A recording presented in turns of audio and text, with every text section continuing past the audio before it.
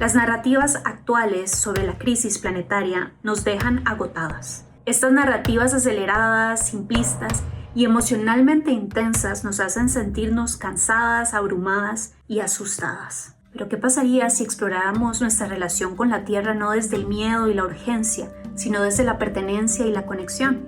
Hemos creado el Taller Naturaleza contando historias para explorar formas más lentas, interseccionales y matizadas de narrar nuestra relación con el mundo más que humano. Estudiaremos propuestas de diferentes disciplinas y filosofías. Veremos y analizaremos relatos de no ficción creativa en todo tipo de formatos y pondremos en práctica una serie de ejercicios para narrar nuestra conexión con nuestros paisajes interiores y exteriores. Durante 6 semanas nos adentraremos en el valiente trabajo de la autoexploración, la descolonización y la imaginación, para abrir el camino a historias que nos reconecten con la magia y la belleza de la Tierra. Unite al Taller Naturaleza contando historias.